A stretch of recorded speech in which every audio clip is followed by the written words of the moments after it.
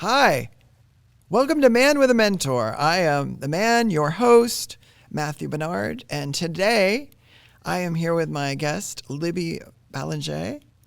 I love Ballengee. If I could get away with saying it that way, I would do it. I like saying it that way. I'm British. I think I'm going to adopt it that way. Yeah. Yeah. I'd be like, I'm Ballengee. Yeah. Yes. And then ask for a croissant. Yes. Or something. Exactly. Yes. So before I get into it, I want to talk about what Man with a Mentor, the show, is about and what we're going to talk about.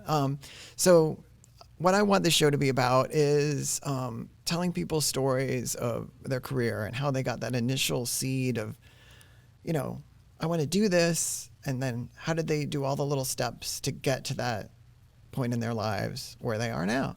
So that's what the show is about. I always think that careers are a journey or they're a roller coaster sometimes. And sometimes you better buckle up. Yes. Right? 100%. Strap in and be ready for the ride. Yes. So are you ready? Yes. All right. I think so. All right. So I have you down as a communication arts professional. But the funny thing is when I read all the things in your bio, that sounded like the most boring thing about it. So I want you to tell me of all the interests that you've got going on, which are art, photography, music and dance. There's so many, I have to look at my list. That's why I'm looking down.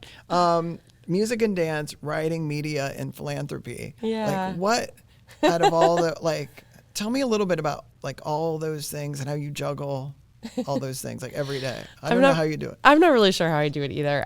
I would say that for me, all of these projects have kind of ebb and flowed through my life. So I don't think that they're all necessarily hitting all at the same time, if that makes sense. So sometimes, I'm constantly, in that sort of self-help space of yearning for balance. And I feel like my balance is a little bit more things sort of popping up at different times and then that they're all in perfect balance all the time, so to speak. So right. Do you ever have 5 things going on in the same week and then have a month where you're I'm so glad there's nothing happening right now. I can recover. I'm actually in that space right now. And it's great. So summer is actually kind of a little bit of a slow time for me. I know it sounds totally backwards, but I kind of operate a little bit more on what I call a performing arts season. So dance and a lot of the performing arts and stuff like that starts around mid-September, October, and then goes through early May. And I would say a lot of my work kind of follows a similar path. Let's talk about when you were a little pumpkin. Yeah. How did you, were you obsessed with the arts, or were you a math kid, or I was definitely a smart kid. I was definitely I was pretty dorky. People don't believe me, but I was super quiet, super shy. People who knew me when I was really young in elementary school knew me from blushing. I blushed so hard, just being called on in class and all that kind of stuff. But I have an older sister, older brother and sister. They're kind of generationally, she was 25 when I was born. So it was a whole different, whole second set of kids kind of thing. And she was, just recently retired. But she's been an arts professor my entire life. I was always taken to, big art shows when I was a kid and stuff like that. So that was definitely a big influence. I was the, 7th grader, telling people about doing class projects on abstract art and stuff like that. So that was definitely a big influence. And then also, kind of strangely, but my parents are from West Virginia. Oh, right. Okay. And they did not, very rural Appalachia to this day. It's kind of there's Dairy Queen and there's not a whole lot else to do there. Right. And everyone has coughing fits because they got black lung or something. No. My grandpa picking me up from school, I don't understand coughing, and he had black lung. Yeah, no, I don't understand why those people are they're taking our jobs. If I lived there, I'd be take these jobs, please. Yeah, they were very. They came to Dayton area for jobs, and they were very. They were absolutely in love with, especially my mother, just loved how much arts were in Dayton. Right. She took me to the ballet when I was 4. She was very like, I want you to be sophisticated. I don't want you to be, she just grew up in this sort of like. I'm very sophisticated. I don't know if the sophistication really happened. No, it's stuck. No, I think my parents are British, so they were like, you better say please every chance you get. Yeah. She was very into like the posture and, exposing me to going to museums and all of that stuff. So that definitely was sort of like a seed planted for sure. Right. And where did you go to school? And what did you do in school? I went to Brookville. It's in Montgomery County. Right. It's like west of Trotwood. That's kind of where I was like grew up. So, would you say there was like a teacher or a person that you were like that really like honed in on you and said like, Libby, you're like, you need to do this. Like, forget this or this. Like, were you like, oh, I should study accounting or finance or sales or something like, or were you always like, oh, I want to go this way, but I don't know. And someone said, like, this is a path that can be. I had so many great teachers. I was really lucky in that way. We had a really good school system.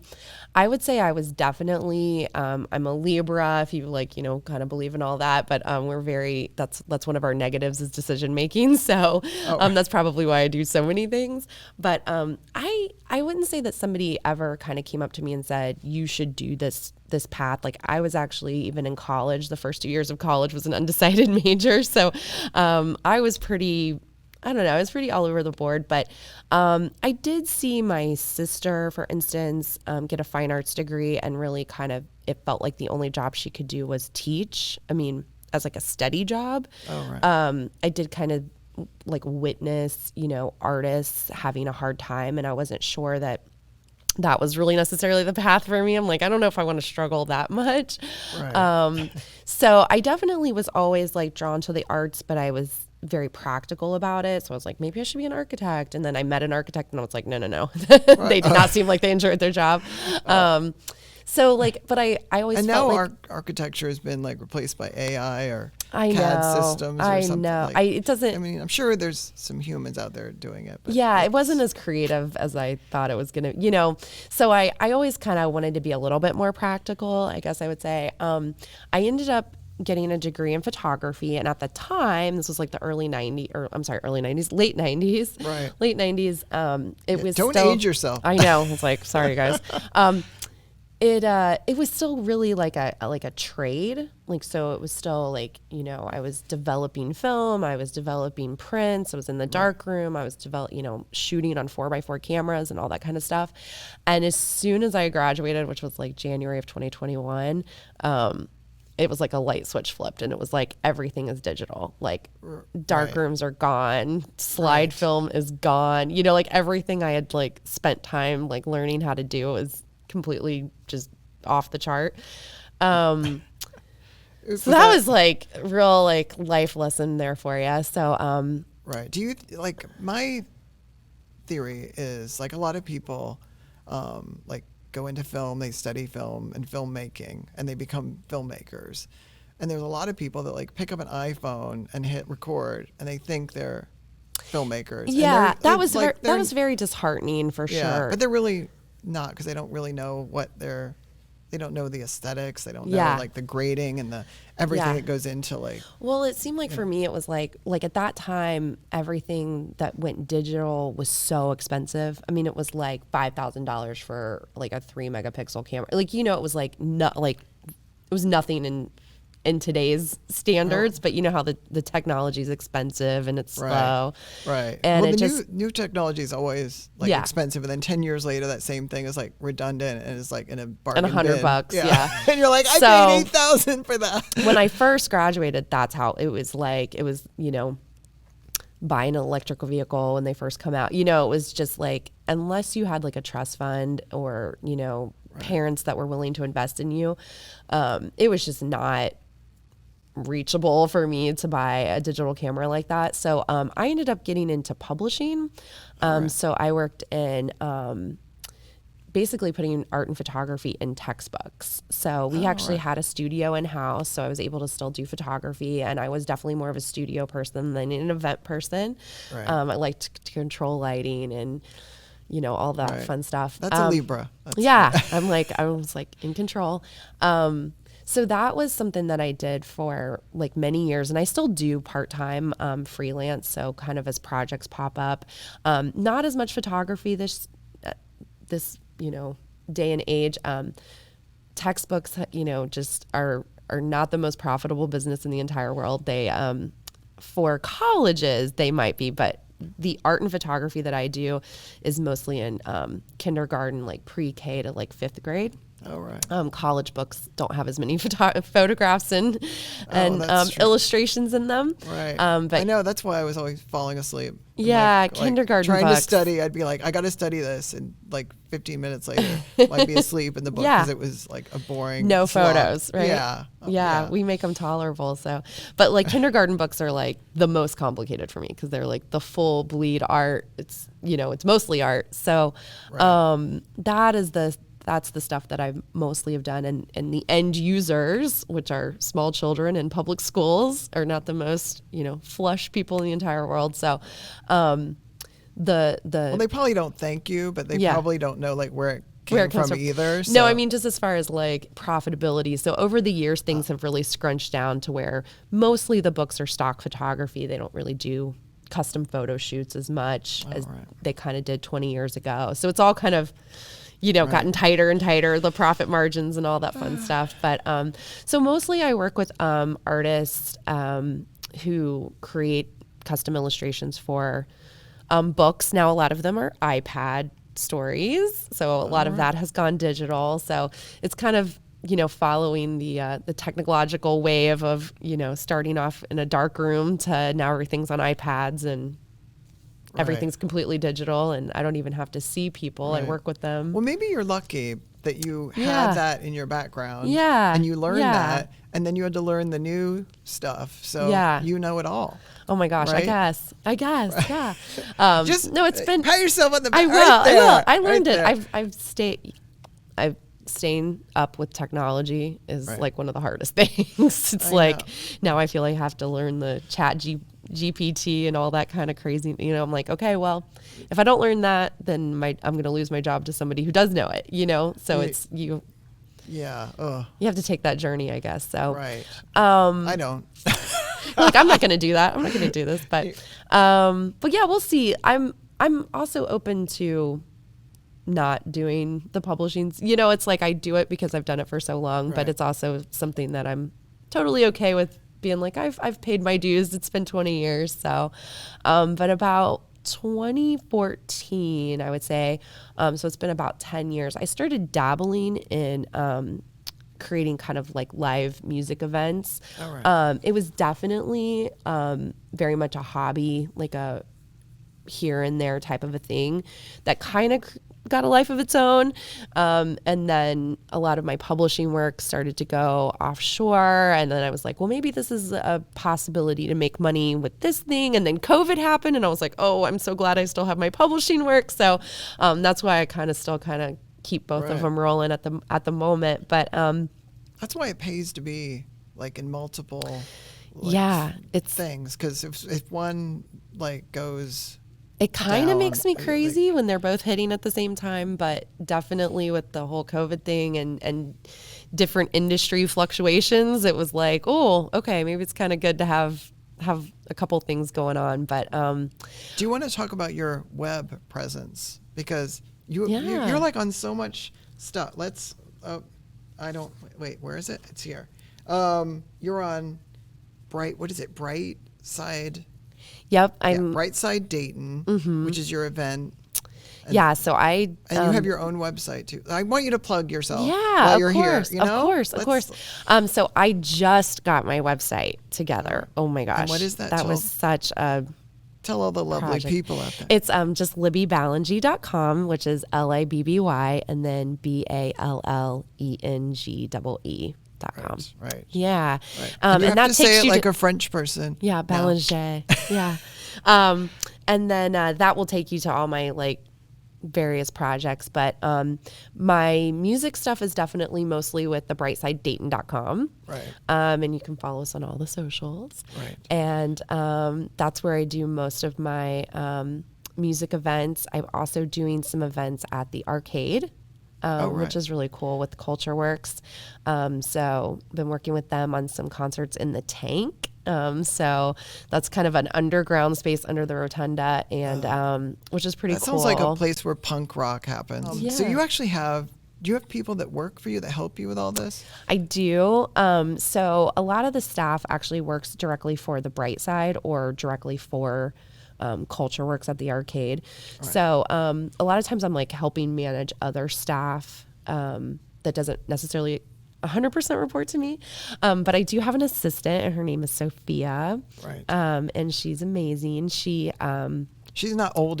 She's not like 80 and lives with her daughter Dorothy no. I think those names all like kind of came back, like all the Golden Girls names. Now they're cool again, you know? Awesome. Yeah. No, she's 24 and she is an amazing photographer. She's on Instagram as Fia Photos, like FEA. Oh. Photos, so with the F's. But she is Sophia with a PH, but for some reason that's her nickname is Fia. Oh, right. But she's great, and she also has a passion for doing music. So she has an event that she hosts every October called Art Parked, and it's like the next generation. They're like so much cooler than us. It's just I'm barely hanging on with like how cool they are. I was cool once. I don't know. I don't think it never happened. I'm waiting for the day. I'm waiting for a day when I feel cool. Oh my gosh, I'll feel cool until I'm around this group, and then I'm like, oh, okay, no, not. Oh, no, I'm kidding. Right. But it's so, honestly, it's very energizing being around younger people and like. Right. But they're always in their phones, aren't they? No. You know what? The Gen Z people are not as much. Okay. It's kind of weird. I feel like they're kind of starting to like rebel against it. I feel like it's like very millennial on the phone, and then like the Gen Z are like a little more. Well, maybe they think it's cool to kind of like kick it to the curb. Yeah, I know. You know. I think it's like generational switch. So right. They definitely do not have Facebook pages. Right. That's for like people 40 and older. Yeah. Apparently. Yeah. Yeah. I've learned. It's all Instagram. Are you on Instagram? I mean, I'm on Instagram. They're very on Instagram. I think they're on Snapchat, and I can't like there's only so much social media I can deal with, and then it's too much, and so Snapchat is where I'm like, you know what, I'm just too old for it. It's fine. It's totally okay. I don't know. Are you supposed to like, are you snapping or chatting? Is it talking? Is it watching? I don't even know. I don't even know what that is. Videos and messaging. I don't know. But that's I'm like, that's your thing. That's cool. That's cool. You enjoy that. You enjoy it. I know. I've tried with TikTok a little bit. It's hard for me to. I'm kind of an OG with the Facebook and Twitter and Instagram, and that's kind of my. Right. Now, would you say you've done so many different things in so many different fields? Like, is there anything that you feel like I have not attacked this? I haven't accomplished this. I want to go after this next. Or are you like, please, no more? I guess my current challenge is really trying to kind of make live music work, and when I say that, I mean make it like financially worth the time and heartache and effort in a tertiary market like Dayton. It's very hard. So that is such a pickle. Like, I mean, I think you either have to be like a restaurant, so you're really selling beer and food, and then that's completely secondary. But like as just a venue that is just selling alcohol, I get why all these venues sell out to Live Nation, because it's like, so, it's kind of like the easy out. All right, I'm going to wrap things up. I've been here with Libby Ballengee. Yes. I have to say it that way. Yeah. I don't know why. I think I love it. I actually went one time, I was buying some photography stuff, and this older gentleman was like, "You're saying your name totally wrong." Right. It should be Ballengee. And I was like, okay, Right. I'll change it. Right. It's hard though. Like I am saying it because I don't know it. Like I can't think of another way. Was the original? And then, like you have probably been like, I've been saying this for 39 years. I don't know how old you are, or whatever. But and so you know how to say it, and then a new person comes along, and you're like, they're not saying it right, but I like it. I think that's how it was, like in France back in the day. So we just went through West Virginia and it got changed a little bit. Right.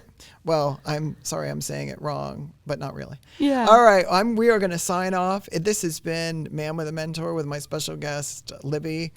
Say your last name? Ballengee. There we go. All right.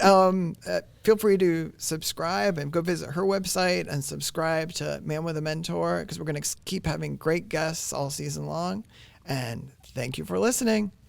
Bye.